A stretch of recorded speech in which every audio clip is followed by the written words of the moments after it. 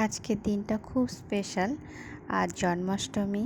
তো জন্মাষ্টমীর সবাইকে শুভেচ্ছা, অনেক অনেক শুভেচ্ছা। শ্রীকৃষ্ণের জন্মদিন আজকে। তো আজকের দিনটা খুবই স্পেশাল। আমি প্রত্যেকবারই জন্মাষ্টমী পালন করে থাকি। তো এইবার হাজব্যান্ডের শরীর খারাপ ছিল, তারপরে একটার পর একটা শরীর খারাপ হয়েই যাচ্ছে, তারপরে আবার আমারও শরীর খারাপ। তো যাই হোক, এবার বিশেষ কিছু করতে পারিনি, কিন্তু জন্মাষ্টমী পালন তো করব। খুব সামান্য করেছি এবার। তো সকালবেলা উঠে স্নান সেরে পুজো দিলাম।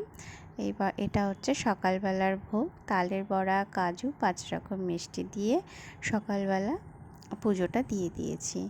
এরপর গেলাম রান্নার দিকে।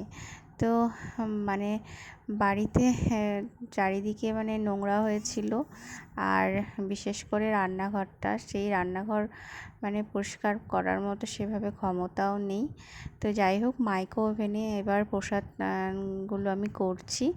প্রথমে বেগুন ভাজাটা করে নিয়েছি মাইক্রো ওভেনে, আর করেছি একটু পোলাও, বাসন্তী পোলাও। মাইক্রো ওভেনে বাসন্তী পোলাও সত্যি খুব ভালো হয়, বোঝা যায় না যে কড়াইতে হয়েছে না মাইক্রো ওভেনে।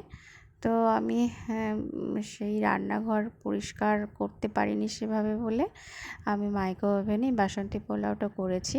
এই রেসিপি যদি তোমরা কেউ জানতে চাও যে মাইক্রো ওভেনে বাসন্তী পোলাও কী করে করতে হয়, তো আমাকে জানিও কমেন্টে।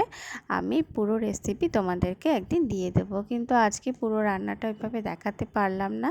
বুঝতেই পারছো, পুজোর দিন প্রচুর কাজ। তো দুপুরের ভোগ হিসাবে বেগুন ভাজা আর বাসন্তী পোলাও ছিল। আর এটা হচ্ছে সন্ধ্যের ভোগ দিলাম। এটাতে দিয়েছি কাজু, মাখন, চকলেট আর চিপস, আর দিয়েছিলাম ড্রাগন। আর রাত্রেবেলা তো একবার দেব, তো সেটা আর তোমাদের সাথে শেয়ার করতে পারলাম না।